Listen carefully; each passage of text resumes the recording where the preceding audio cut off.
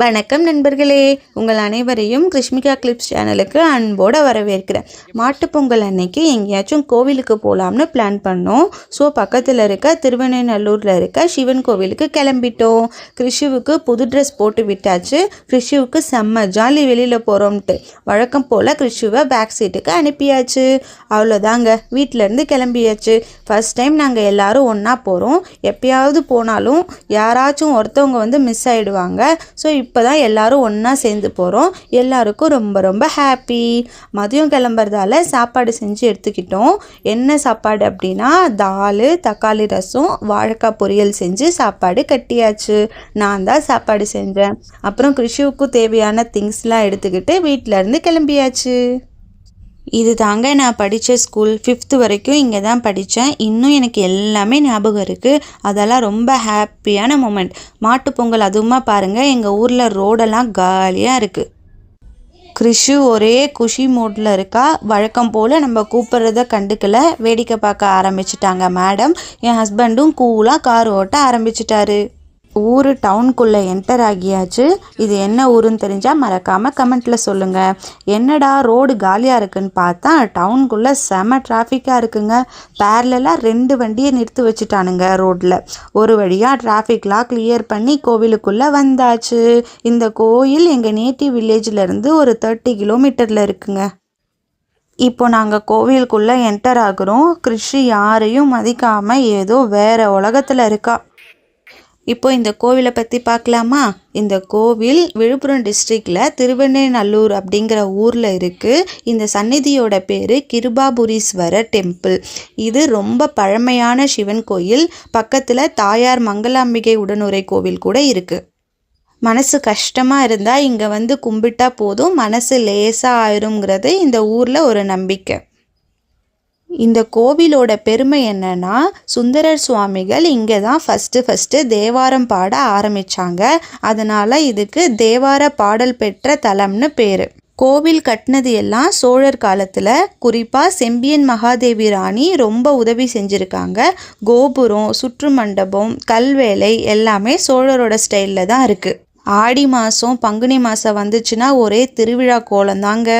சாமி வீதி உலா கூட்டம் தாங்காது. மொத்தத்தில் சொல்லணும்னா வரலாறு, பக்தி, அமைதி இந்த 3ம் சேர்ந்த கோவில் தாங்க இந்த கிருபாபுரீஸ்வரர் கோவில்.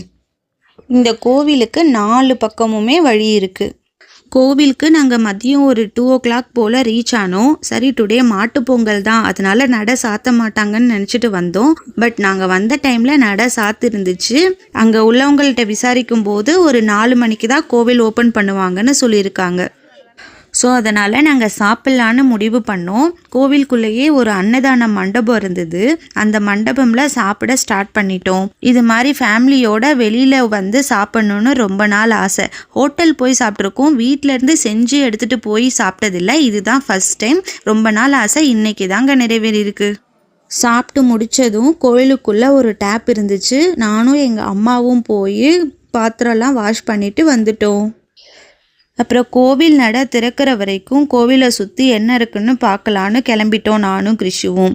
கொஞ்சம் வெயிலாக இருந்துச்சு. அந்த வெயிலை தணிக்கிற மாதிரி கண்ணுக்கு குளிர்ச்சியாக கோவில் பக்கத்துலேயே ஒரு அழகான குளம் இருந்துச்சு. அதை பார்த்துட்டு அப்படியே பக்கத்தில் ஊஞ்சல் இருந்துச்சு. எனக்கு ஊஞ்சல் ஆடுறதுனா ரொம்ப பிடிக்கும். ஸோ கொஞ்ச நேரம் ஊஞ்சல் ஆடினேன். அப்புறம் கிருஷுவையும் மடியில் உட்கார வச்சு ஊஞ்சல் ஆடினேன். செம்ம ஹாப்பியாக இருந்துச்சு. கிருஷுவும் செம்ம எக்ஸைட்டடாக இருந்தா. கிருஷுவை கூப்பிட்டாங்க, அவள் கண்டுக்கவே இல்லை. ஊஞ்சல் ஆடிட்டு என்ஜாய் பண்ணிட்டு இருந்தா. ஊஞ்சல் ஆடிட்டு வெளியே வந்தோம். அதுக்கப்புறம் நாங்கள் 3 பேரும் செல்ஃபி எடுத்துகிட்டு இருந்தோம். அப்போ பார்த்தீங்கன்னா 4 o'clock ஆகிடுச்சு. டைம் போனதே தெரியல. கோவில் நடை திறந்துட்டாங்க. நாங்கள் எல்லாரும் கோவில் உள்ளே போனோம். வாவ், கோவில் உள்ள சூப்பராக இருந்துச்சு. ரொம்ப பழைய கோவில் இது. இது மாதிரி ஹிஸ்டாரிக்கல் கோவில் விசிட் பண்ணும்போது நமக்கு ஒரு கூஸ்பம்ஸ் வரும். அதை எல்லாரும் ஃபீல் பண்ணியிருக்கீங்கன்னு நம்புகிறேன். கோவிலுக்குள்ளே போனதும் கோவிலில் இருக்கிறவங்க என் ஹஸ்பண்டையும் என் தம்பியையும் கூப்பிட்டு விக்கிரக விமானத்தை தூக்கி வைக்க சொன்னாங்க. அவங்களும் கூட போய் ஹெல்ப் பண்ணாங்க. கொஞ்சம் வெயிட்டாக இருந்துச்சுன்னு சொன்னாங்க. என் தம்பி தான் கொஞ்சம் கஷ்டப்பட்டுட்டான். ஏன்னா அவனுக்கு கொஞ்சம் தலைவலியாக இருந்துச்சு. அப்படியே பார்த்தேன்.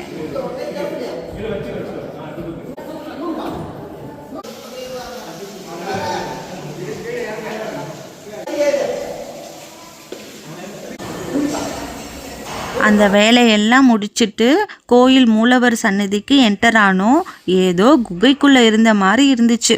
எப்படியோ சிவனை வழிபடுற சான்ஸ் கிடச்சிருச்சு. நாங்கள் போன அன்னைக்கு பிரதோஷம் வேறு, அதனால் பூஜை பண்ண லேட் ஆகும்னு சொல்லிட்டாங்க. நாங்கள் அப்படியே ப்ரே பண்ணிவிட்டு வெளியில் வந்துட்டோம். அப்புறம் 63 நாயன்மார்களோட சிலைகளெல்லாம் பார்த்துட்டு கோவிலை சுற்றி வந்தோம்.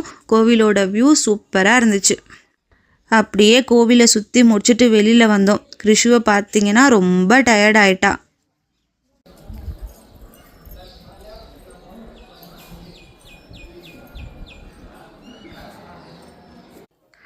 அப்புறம் கோவிலுக்குள்ளே பார்த்தீங்கன்னா பஞ்சாமிர்தம் பிரசாதம் கொடுத்தாங்க. அதை வாங்கி சாப்பிட்டோம். அப்புறம் ஒரு மங்கி பனானா சாப்பிட்டுட்டு இருந்தது. அதை வேடிக்கை பார்த்துட்டு விளையாண்டுட்டு இருந்தோம். அப்புறம் பக்கத்தில் இருக்க மங்களாம்பிகை சன்னதிக்கு போனோம். ரொம்ப அலைஞ்சு டயர்ட் ஆயிடுச்சு. சன்னதிக்குள்ளேயே மரம்லாம் இருந்துச்சு. அப்புறம் உள்ளேயே ஒரு கிணறு இருந்துச்சு. அப்புறம் மங்களாம்பிகை சன்னதி சுற்றி வந்தோம்.